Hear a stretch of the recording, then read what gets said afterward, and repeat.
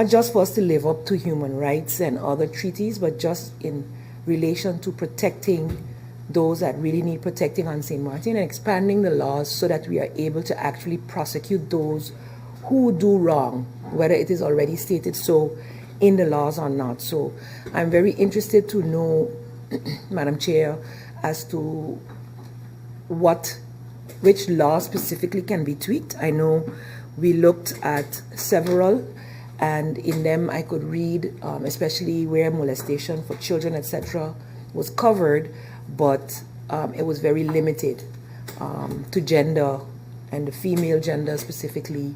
And I think we need to be able to protect all, including adults of both genders, and especially in the workplace as well, where the person wields unnecessary power and can then, and not even only in the workplace, but I know from sports also, coaches and the like, and those departments are putting protocols in place. But to have laws to actually be able to prosecute perpetrators to the fullest extent is necessary. And I would also, Madam Chair, like to know, or even listening and to persons on social media, following the news, when there is a prosecution in a guilty verdict, that most tend to think that the penalties are way too low. So I would hope that we would be also addressing that in this meeting, and whether the government, I would prefer if the government takes the initiative, because I've seen that initiatives from Parliament take much longer to enact. And so therefore, stressing to the Minister that this is something that we really must do in order to protect all those, not just the children, but also the adults in vulnerable positions and athletes and the like. And that it sends a clear message that St. Martin is not a free-for-all. I'm sure this subject is a very important one, and to me it deals with a lot of aspects and a lot of things that occur on a day-to-day. A lot of unspoken stuff in terms of, for instance, my colleague touched on it the last time the meeting was convened, abuse on the workplace. Abuse can vary, for instance, with employers and so forth, and it is very clear, and sometimes a lot of victims are hesitant to come forth and state what is going on and so forth. And I believe this is very important, as my colleague just, the speaker right before me mentioned and asked as well. What I would like to know, what specific laws can we look at that need tweaking? For instance, we see a lot of things that are very forthcoming often. So what particular laws can we focus on as Parliament and as government to help and assist these victims that are most times not willing or maybe even scared to come forward? Because, for instance, we had a situation a few months ago where a similar situation, maybe not directly molestation, but sexual advances were made from a minister to a staffer, and you see clearly where we feel then, and everyone is innocent until proven guilty, but it comes out like at the end of the day, the victim complained or maybe couldn't complain because of whatever reason, and it just goes dead. This is a clear reason now for other victims that would like to come forward, not to come forward because they feel it doesn't make sense anyway. Madam Chair, I believe we have to be very, take this very serious as a Parliament and as people, because at the end of the day, we have to look out for our people, and no matter who it may be, could be the highest office, could be the lowest office, could be in the private sector, public sector, we need to do what we have to do in terms of assisting these victims, because it is sad what's going on. There's also discrimination left, right, and center, and I really look forward to the answers on the question and see how we can move forward.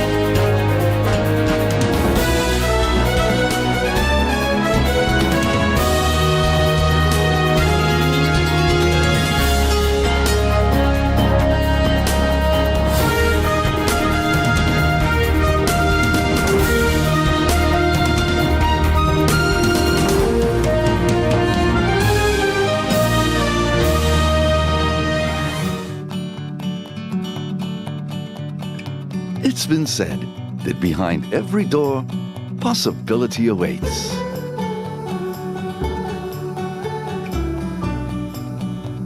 How much possibility depends on which door you open first.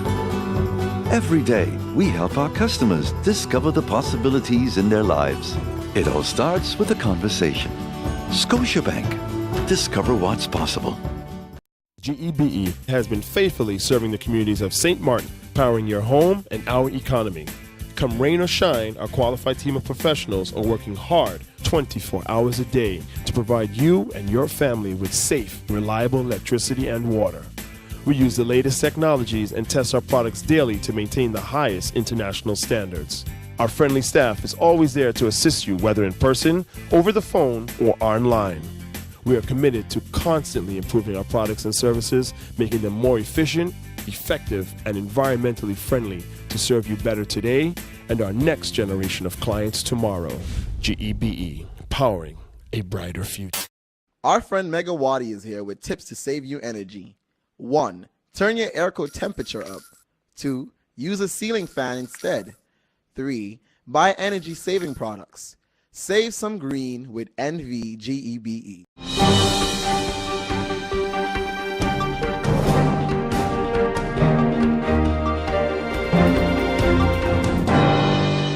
The possibilities of addressing the length of punishment that's established in the penal code now. The Ministry of Justice and the Legal Department in particular is busy amending the penal code as well as the new draft on the penal code process, and that should be ready in 2 weeks. What is in place to protect people or even further investigate for victims who complain than to just say to them, we need a little more evidence or put them back in the situation. The law states that you must have a witness or physical evidence in order to further investigate a case. There must be legally and convincing evidence. Do we have anything in place where we can now reach out to persons who made their cases available through these means? So can we reach out to them and see if we can help them in some way or fashion? Those persons can contact us via private message on our police Facebook page, which is already being used in this manner. And of course, if you don't have that, you can always call the police department. Is there anywhere that people can go to complain if they're being molested or harassed? There is no law on sexual harassment per se. How can we get a legal team to address the law of sexual harassment? This is being amended in our year plan. The Ministry of Justice never had a year plan before in all the departments. So for 2019, we have made sure that each department has a year plan, and these will be taken up in it as well. We look at it as evolving as we go along at times because it is the first one, and because it is the first one, we can always make adjustments to it, but this will definitely be included as well. What all we have in place to tackle sexual molestation within our communities. Really and truly, the laws are there, and the victim must report in order for the police and them to investigate. If they do not report, then it is very difficult for anyone to do anything. What are the plans to do to empower those organizations charged with this to better assist victims and offenders? Well, as far as offenders, once they are sentenced, they will be sentenced to the term in prison, and that's where the rehabilitation will also take place. Don't forget, recently we signed an MOU with NEPA. That will be turned into an SLA in the next coming weeks, and the idea there is that the MLC, which provides a technical and vocational training, for example, in construction, carpentry, roofing, masonry, electric, and plumbing, is going to start up at the prison. So the work that needs to be done on the chapel as well as the working areas, the inmates will do it themselves, and they will get certified and they will get paid. So that's one part of the rehabilitation program that should be starting in the next couple of months.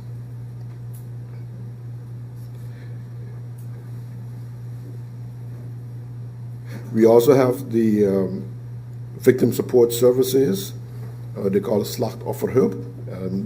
We, of course, as government, with the Ministry of Social Affairs, as well as the OM and the Court of Guardianship, and I believe the police as well.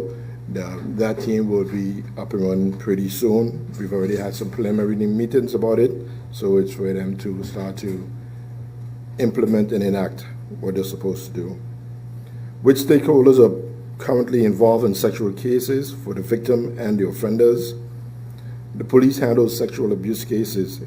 If it involves a minor, we would contact the Court of Guardianship if the minor needs to be removed from the home, and also we refer them to a psychologist for further assistance.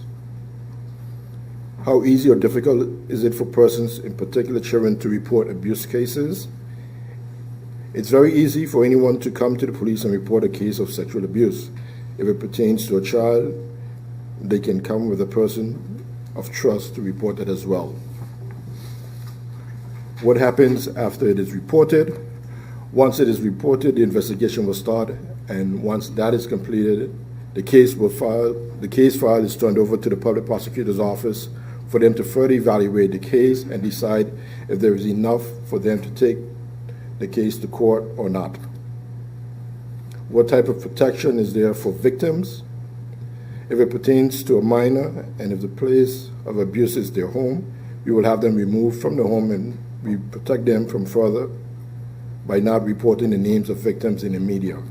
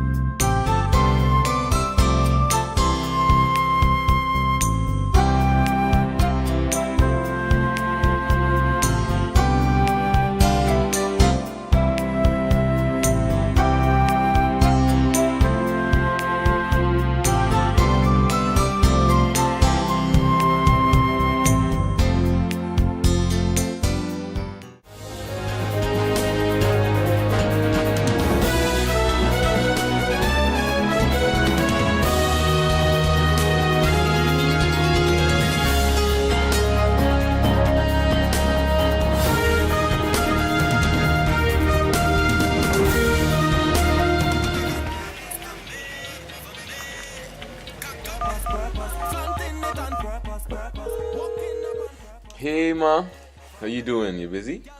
I hear, just paying some bills, taking care of business, you know what it is? I know, you're doing your online banking. I don't have to stand in those long lines to pay bills. I can transfer when I want. I can check my account wherever. It's like the bank open 24/7. I even here checking the statement right now as we're talking. How's Miami? Well, that's why I'm calling. I'm finishing up a few songs now, but I'm afraid that studio time might be more than I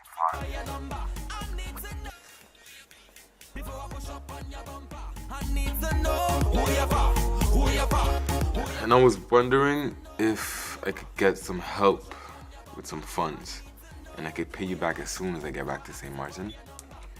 Let me check my account. How much you need? I think 500 should be enough. I can transfer it to you while online. Direct from me to you. No problem. Great. Thank you so much, Ma. I'll get online with Viv now. Alright, darling. You know who you're for? I need to know who you're for. Contact WIB today for your complete personal online banking experience. Available for all mobile devices. The Wynwood Islands Bank, now your online banking partner in progress. Who you're for.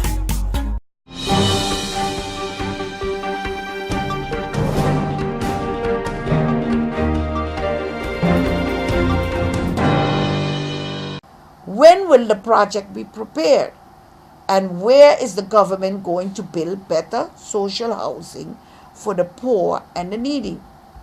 When is the next FROBI press conference on home and roof repair and on rebuilding back better and stronger schedule? When will we be given an update of how much has been built and rebuilt in a resilient manner? There are more than 13,000 households in St. Martin with an income of less than 4,000 guilders or $2,222 US a month. So who qualify to get assistance from government for their homes to be rebuilt back better and stronger? How much of these 13,000 poor and needy families got their home rebuilt better and stronger? According to our calculations, based on press articles in the local newspaper, less than 1,000 homes have been rebuilt. In other words, more than 12,000 families still are in need of a more resilient home.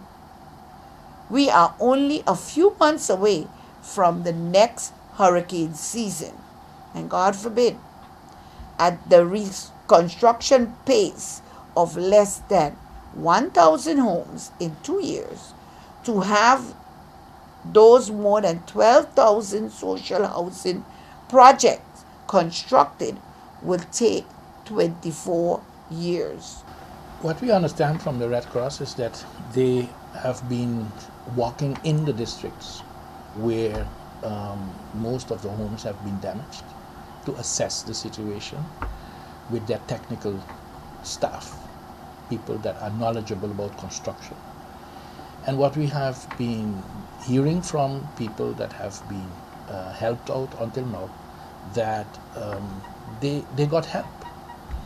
So the criteria that the Red Cross has been using is that if people cannot afford to help themselves, this is based on the social situation of the family, they help out.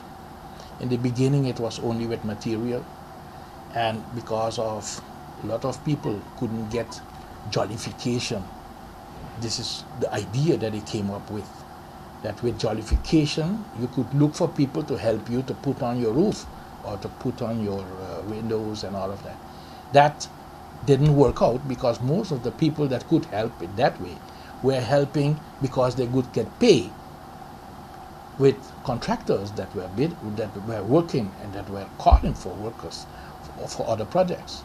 So that is where now the Red Cross decided also to provide contractors to assign them to those kind of jobs, which is a very good decision that they have been taken. Yeah? And this is an adjustment of the policy that they have been taken.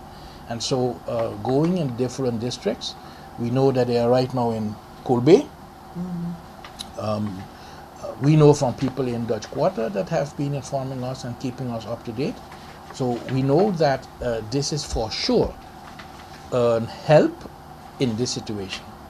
What we don't know is if the building code, the new building code, has been adopted already by Parliament and government.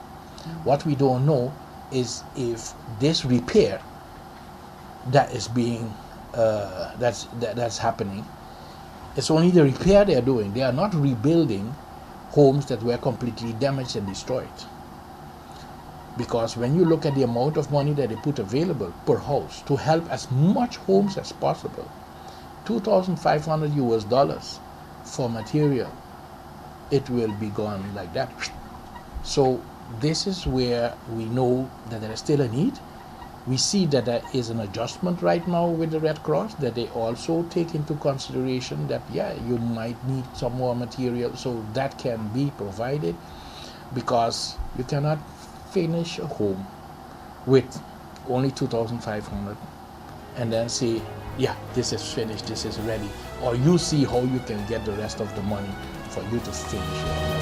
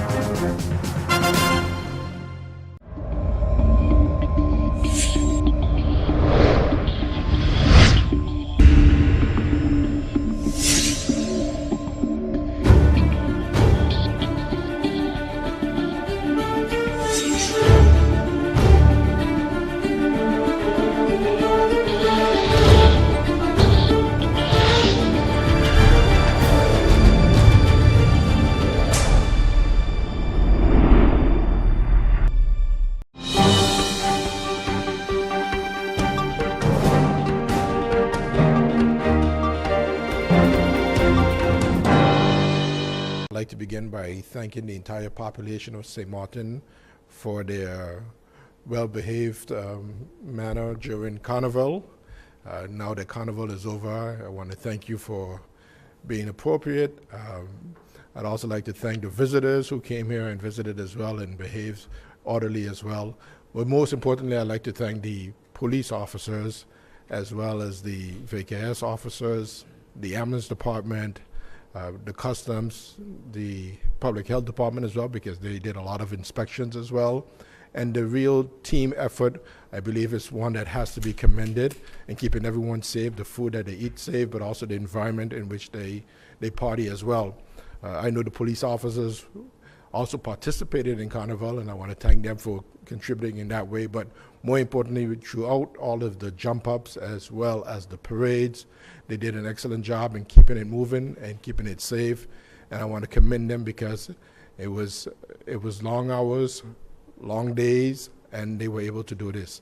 And I want to really just tip my hat off to them and say thank you very much. Mr. Brown, the ministry is in the process of making sure that all of our frontline people, so in other words, that the people at the ports of entry, but also that our family physicians are aware of what the situation is around worldwide. I think everybody's well aware of it, but just to ensure that, and also to make sure that they know what symptoms to look for, what to be aware of. As far as I know from the justice perspective, there's been no sort of regulation in terms of showing vaccination cards or anything like that, because it would really, I think, become a big barrier to our tourism industry and to entry. But so far, knock on wood, we haven't had any incidences here to be of concern about. But we are monitoring the situation closely, making sure that the population is well protected. And of course, the ministry is also very active with their vaccination program. Recall that they had the health fair where they had vaccines available for people. But the population, we certainly encourage everyone to make sure to verify that they've had their measles shots updated. And for example, when I just recently traveled, I made sure that my son's vaccination records were up to date. And so I think that's a responsibility that everybody in the community has, is take the time, make sure that your family and your children are up to date with their vaccination records. It's shown clearly worldwide that if you maintain your vaccinations, we shouldn't have an issue here. Thank you, Mr. Brown. Good morning to my colleagues, to the people of St. Martin and the press corps, of course. We are still busy collecting the data on that, but on the visitor side, I don't know where you got the estimation from, but from the Minister of Tourism. Okay, then we are getting that data together to see what the impact was. That will take some time, but the financial position of St. Martin is still promising. Of course, we still are combating a deficit on our budget, but I can inform you that the income over the month of April, as was budgeted in the 2018 budget, that we have surpassed the income this month. So it's going well. The income mostly is, of course, from the TOT and the profit tax, but it is a substantial amount that we went over the budgeted amount. So again, it confirms my firm belief in the beginning of my tenure as a Minister of Finance, that we see progress and we see kind of the recovery, financial recovery going on. And in light thereof, I always mention that I have a positive outlook for the direction that we are going. And in light thereof, we are busy with the tax reforms and the public financial management reforms. And that should result within 2 to 3 years to a significant improvement on our budget. And I refer with that to my financial recovery plan, that we are still on track for a balanced budget in 2020 or 2021 and a surplus the year after. So thanks to the resilience of the people of St. Maarten and the businesses that we are with.